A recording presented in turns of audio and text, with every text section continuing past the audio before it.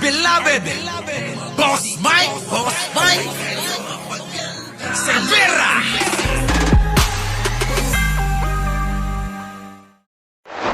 Tingnan ninyo mga kababayan ha.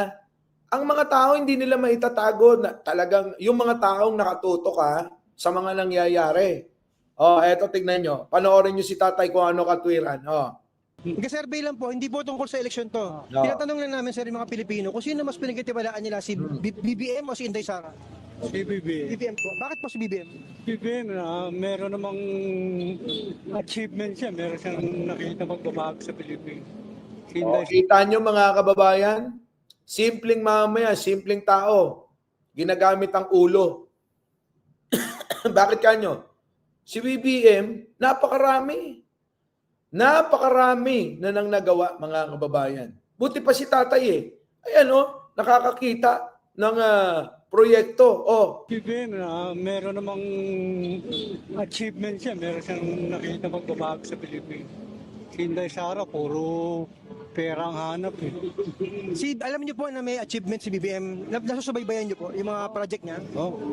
Okay po. Taga dito po kay tatay, Cavite? Cavite niyo po kayo original? Hindi siya Las Piñas. Pero Kita nyo mga kababayan, Jane Watson, yung Dolomite Beach, iba yon doon sa tinambakan nila. Liliwanagin ko lang, Jane Watson. Yung Dolomite Beach, dito yon sa may Pampang. Yung tinambakan nila na yung nando doon, yung mga maraming nag-invest, tapos mga kababayan, napatigil dahil illegal pala yon. Sino ba mahilig gumawa ng illegal? Di si Digong. Illegal pala yung ginawa na yon. Kaya ang ginawa ni Pangulong Bongbong Marcos, pinatigil yon. Ngayon, nag-iiyakan ngayon yung mga investor nila doon. Illegal pala yung pagkakayari nun, mga kababayan Inubos nila yung sa Cebu. Diba? Alin ang inubos? Galing pa pala daw ng Cebu yung mga doon. Mga tinambak. Naubos yung mga buhangin sa Cebu. Kaya siguro nagalit yung mga taga Cebu.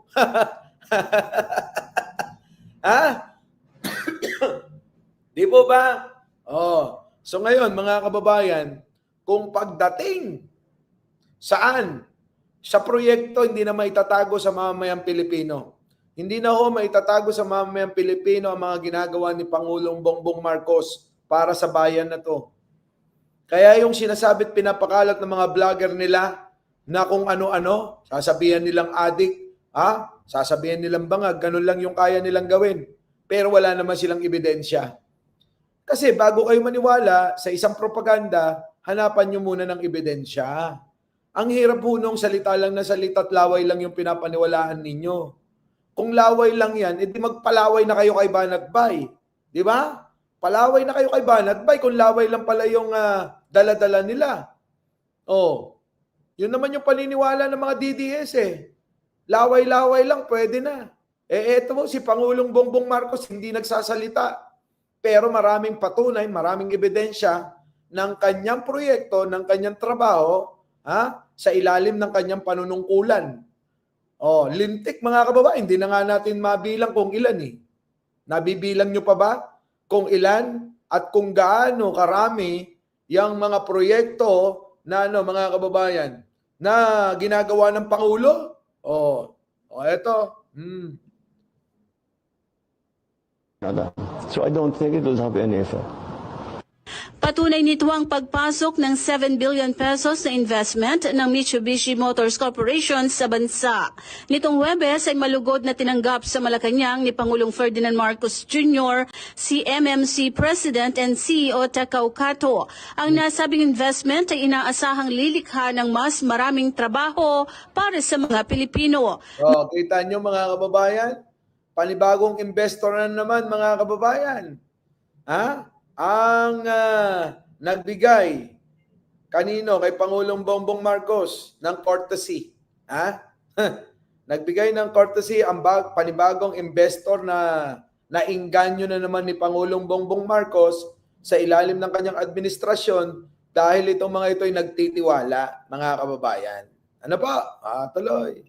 Nag-courtesy call din kay PBBM ngayong araw si United Arab Emirates Minister of Investment, His Excellency Mohammed bin Hassan Al Swadi. Kita nyo mga kababayan, kahit mga Arabo kahit mga Arabo, mga kababayan, talagang nandito na sa Pilipinas at mag-i-invest na sila. Dahil po, yan ho ay nagpapakita ng tiwala nila sa pamumuno ni Pangulong Bongbong Marcos. Kita nyo, mga kababayan. Tanong ko, may naalala ba kayo na nag-invest kay Digong maliban ng China? Ang China na nangako sa kanila ng sandamakmak na proyekto para gawin sa Davao. Pero ang nangyari, yung pinangako ng China sa Davao, si Pangulong Bongbong Marcos pa ang gumawa. Malupit para silang pinagsasampal ng kaliwat kanan. Anong pinagawa ni Pangulong Bongbong Marcos? Mga tunnel. At kung ano-ano pa, kalsada. Mga kababayan. Pati flood control nila, mga kababayan. Pati mga magsasaka nila. Binigyan ng mga titulo ng lupa. Nagawa ba ni Digong yon? Sa sarili niyang kababayan? Hindi ho. Iba pa ang gumawa. Taga Ilocos Norte pa, mga kababayan. Napakalayo, dulo. Dulo sa dulo. Ang tumulong sa mga taga Davao para magkaroon sila ng ganyan ay taga Norte. Samantalang sila, taga Mindanao. Ang layo. Di ba nahihiya ang mga Duterte niyan? Di ba? Kaso nga, mga walang ya talaga Tinutulungan na sila, binibigyan na sila ng importansya. Etong mga Duterte, abay, panay pa rin ang paninira. Dahil hindi naman ho talaga ang iniisip ng mga Duterte, kapakanan ng mamamayan Kung hindi yung kapakanan lang nila, yung pansariling interest lang nila, kumbaga. Di po ba? Yun lang po sila nakatuon. Bakit kanyo? Malaking factor dyan yung napipintong pag-aresto sa kanila ng ICC. Halos lahat po sila mauubos kasama si Sara, si Digong, si Bato, si Bongo, at marami pang iba. Di ubos sila, mga kababayan. Isang malaking factor, kaya hindi na nila tinitignan yung ginagawa ni Pangulong Bongbong. Pero minsan hindi maitago ni Digong, Minsan, hindi maitago ni Digong yung kabutihan ni Pangulong Bongbong Marcos. Minsan, nasasambid niya na lang na, yan si Marcos, mabait yan. Di ba? Yan si Marcos, wala akong masasabi dyan. Kita nyo? Wala palang masasabi, pero yung mga banat ng mga vlogger ni Sara at mga kaalyado nila, abay, hindi mo masikmura. Di ba? Yun po yun. Big happy family tawag diyan. Ganun ba? Talay. Ladies and gentlemen, the Vice President of the Republic of the Philippines, the Honorable Sara Z. Duterte. Yan na. Pero sa press conference ni Vice President Sara Duterte, isang araw pagkatapos ang press conference ni PBBM, ay inihayag nito ang umano'y malalang sitwasyon ng Pilipinas. Binanggit nito ang Ayan na, mga kababayan, gagamitin na ang salitang destabilisasyon. At gagamitin na ho, mga kababayan, ng kahinaan at emosyon ng mamamayang Pilipino. Basta ho ginamit ninyo ang salitang kahirapan. Diyan na po yan papasok. Dahil kahit saan lugar, kahit saan bayan, abay dumaranas ng kahirapan. At yun po yun, iisipin ng mga tao at gusto nilang itanim sa mga tao, mahirap kayo dahil sa gobyernong ito. Ganun ho yung nila Yung ganun ho yung mga propaganda nila at naratibo. Ang gagawin nila ganun Kaya mahirap kayo, kasalanan yan ng gobyerno. Kaya dapat tanggalin natin yung presidente at namumuno. Ganun ho. Di po ba? Grabe yung mga yung mga ganyan, mga kababayan, lumang estilo na yan. Bumenta na yan. Bumenta na ho yan. Ulitin ko lang, ang kahirapan po ng tao, abay, siya mismo may kasalanan, hindi ho gobyerno. Di po ba? Abay, mahiya naman kayo sa mga mga nagtatrabaho pa rin. Kita nyo naman, walang kamay, walang paa, pero nagtatrabaho sila para mabuhay. Etong mga nagrereklamo, mga kababayan saan ba kumikita yung mga yan? Tanungin ninyo. Lalong-lalo na si Sara na nagsasalita.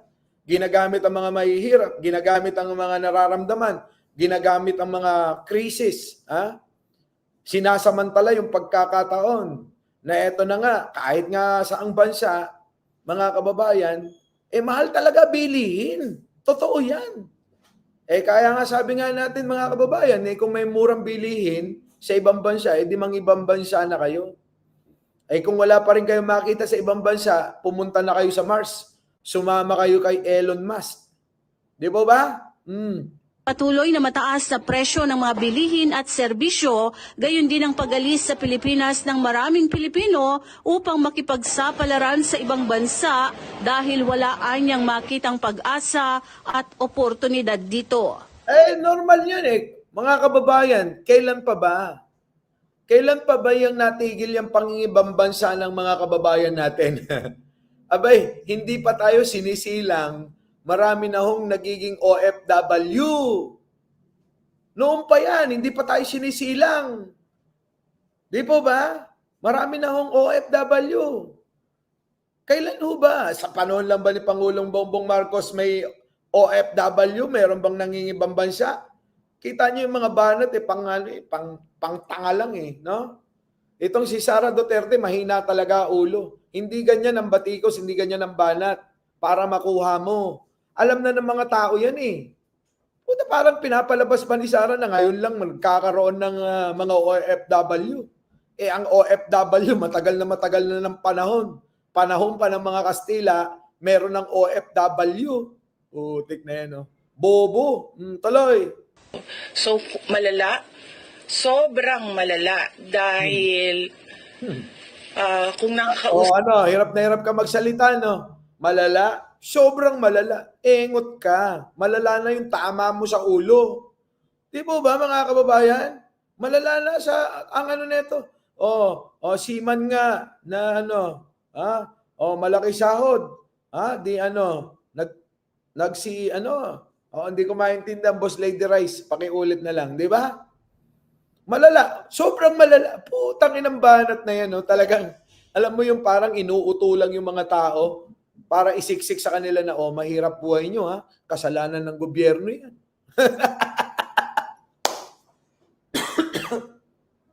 Pangbobong mga batikos yan, mga kababayan. Di ba ba? Pangbobong batikos lang. Usap mo yung mga tao na arawan yung kanilang sweldo. Yung pera nila hindi na talaga sapat para sa pagkain. Hirap na hirap magsalita to, mga kababayan Hirap na hirap magsalita kasi hindi siya sigurado sa sasabihin niya. Kung eto, mga kababayan, sigurado sa sasabihin niya, tuloy-tuloy yan. Hindi yung pahinto-hinto pa. Di po ba? Ngayon gagamitin yung alin? Yung mga arawan. Arawan na sahod. Ikaw nga, ninakaw mo araw-araw. 11 araw mo ninakaw. Yung para sa kanila, ikaw mismo ang nagkait nun. Kung hindi mo ninakaw yung pondo na yun, malaking tulong yun. Na naipamigay sana natin na kanilang pabahay para hindi na nangungupahan. Pero etong si Sara, mga kababayan, akala mo talaga. Akala mo totoo kung nagsasalita. Pero kapag nagsasalita, pansinin ninyo, wala sa loob niya. Wala sa loob niya, mga kababayan. Siya mismo, hindi siya sigurado sa sinasabi niya. Tuloy. Para sa kuryente, para sa bahay, para sa tubig. Ano ba sinasabi nitong engot talaga? Para sa kuryente, para sa bahay, si Pangulong Bongbong Marcos, ayan na, sandamakmak na yung pabahay na ginawa niya. Kung hindi pa sapat yun, normal lang yun. Sa dami ng Pilipino na gustong magkabahay, kahit may bahay na, gusto pa ng bahay na iba Para sa kabit nila, hindi naman. Para sa para sa mga investment nila, wag nang sa kabit. Oo. Di ba? May bahay na, bumibili pa ng panibagong property, bumibili pa ng mga kondo at kung ano-ano pa. Kasi mga kababayan, investment tawag doon. Kaya ito, si Sara, mga kababayan, sinasabi ko sa inyo, pabahay na ibigay na ng Pangulo, dinadagdagan palalo. Kuryente, ayun na, yung binenta ng tatay niya na NGCP, ayun, binabawi na unti-unti ng gobyerno. Kita nyo mga kababayan, ang katangahan. Hindi niya yata nalalaman. Hindi naman ho bigla na isang pitik lang. Yung sinasabi niyan, parang tatay niya lang. Tatapusin ko within 3 to 6 months. Ang korupsyon. Putik mga kababayan, lalong lumobo ang utang ng Pilipino, ng Pilipinas. Tatapusin ko within 3 to 6 months. Mauubos ang droga sa bansa. Ayun mga kababayan, naglipa na sa Davao. Diba? Mga kababayan, mismong bayan nila. Ha? Mismong bayan nila. Sandamakmak ang droga. Yung ba yun? Yung ba yung sinasabi niya? Ano gagawin mo, Sara? Gagawin mo rin ba yan kapag ka naging Pangulo ka? Sige nga. Mga kababayan, nabigyan na sila ng pagkakataon. Ito ho ang kaibahan na tinitignan ng maraming Pilipino. Yung ama ni Pangulong Bongbong Marcos, maraming napatunayan. Sandamakmak ang proyekto niyan. Yung tatay nito, mga kababayan, wala hong napatunayan. Yun ang kaibahan. Kung mananalamin ng mga tao, sa mga pinagmulan ng mga to, Pangulong Bongbong Marcos at itong si Sara, malabo. Hindi mananalo. Kahit sa kalingkingan. Sa dulo na lang ng kuko na puro nanggigitat at puro mga libag. Sa kuko ng mga DDS na puro libag. Di ba? Hanggang doon lang mga kababayan. Kung meron man. Yun ang maliwanag dyan mga kababayan. Ang Pangulong Ferdinand Marcos Sr., napakaraming proyekto na yun ang tinitignan din ng mga tao at yun din ang ginagawa ni Pangulong Bongbong Marcos. Yung ama niya na naging presidente na, dapat ibalik niya at itanong niya yung mga sinasabi niya. Sabihin niya, Tatay Digong, bakit ba? Marami pa rin nag-OFW. Sabi mo, uubusin mo korupsyon. Sabi mo, pauuwiin mo na yung mga OFW. Bakit hindi naman umuwi? Lalong dumami. Tanungin mo yung tatay mo. Di ba, mga kababayan? Ngayon, tanong, anong nagawa ng tatay niya? Wala. Kung 1 to 10, 0, negative 5 pa. Di ba? Mga kababayan? Negative, mga kababayan eh. Kung ipagmamalaki nyo si Digong, wala ho. Ngayon, eto, ikumpara nyo na lang sa nagagawa ng Pangulong Bongbong, sabi ko nga. Si Pangulong Bongbong Marcos wala pang 3 taon. Marami nang nagawa, marami nang ginagawa, at marami pang gagawin. Di ba, mga kababayan? Grabe, di ba? Shoutout po sa inyong lahat, Di ba? Tuloy. Para sa pag-aaral ng nilang mga anak. Nakakaawa na tayo dito sa loob. Kita nyo, mga kababayan, siya pa may ganang magsabi ng nakakaawa. Naawa ka ba talaga sa mga anak ng mga magulang na Pilipino? Yung mga mag-aaral na anak nila, pinagnakawan mo. Ay, nako, Sara. Di ba ballpoint man? Mga kababayan, naaawa daw siya sa mga anak. Pakinggan ninyo, mga kababayan, Tubig para sa pag-aaral ng kanilang mga anak. Nakakaawa na tayo dito sa loob at nakakahiya yung estado natin kapag iniligay mo siya in a global stage. Nakakita nyo mga kababayan, totoo yan kahit nga eh. Di ba nakakahiya dahil sa pesa kulelat ka nung panahon ng panunungkulan mo? Tapos sasabihin niya mga kababayan, nakakaawa daw yung mga anak. Samantalang nung nasa DepEd siya mga kababayan, walang ginawa yan kundi magnakaw na magnakaw. Nakakaawa talaga dahil sa kagagawan mo. Di ba? Dahil sa kagagawan mo, Sara, kaya nakakaawa. Kaya nga ngayon, nahihirapan yung pumalit sa'yo para ayusin yung mga ginawa mo, yung mga iniwan mong trabaho na hanggang ngayon, yung mga proyekto na pinagbibili ninyo na para sa mga bata ay hindi pa rin dumarating.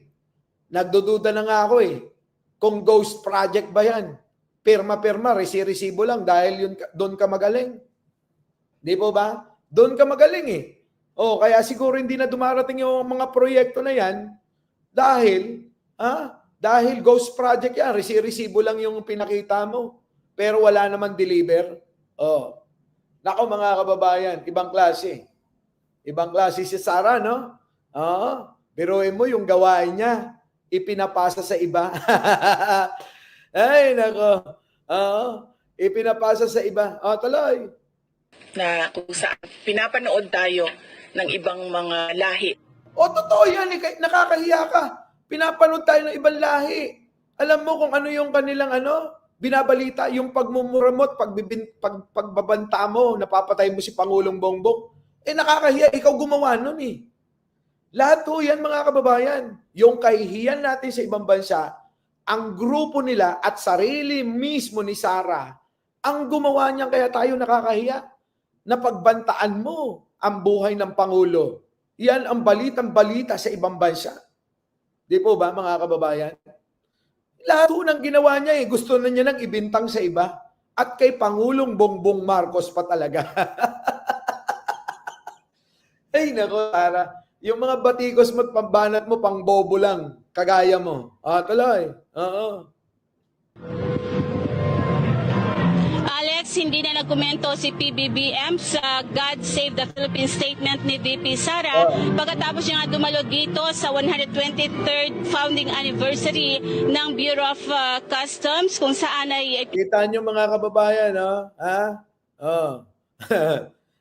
Kita nyo mga kababayan si Pangulong Bongbong Marcos, ang Bureau of Customs, ang BIR ay nako may magandang plano para maiwasan ang korupsyon. Si Pangulong Bongbong Marcos hindi pumapatol sa sinto-sinto kaya hindi niya na pinatulan yung God Save the Philippines ni Sara. Bakit kanyo? Hindi naman ganun yung pagkatao ni Pangulo eh. Mga kababayan? Hindi ganun.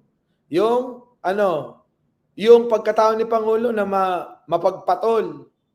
Eto si Sara, mga kababayan, kapatol-patol ba yan? Mga kababayan, tanong ko sa inyo, kapatol-patol pa si Sara? Hindi Hayaan na ni Pangulo sa mga vlogger. Hayaan na sa inyo ni Pangulong Bongbong Marcos yan. Yan po ang kaibahan ng mga Marcos at ng mga Duterte. Ano po? Our beloved Boss Mike Cervera.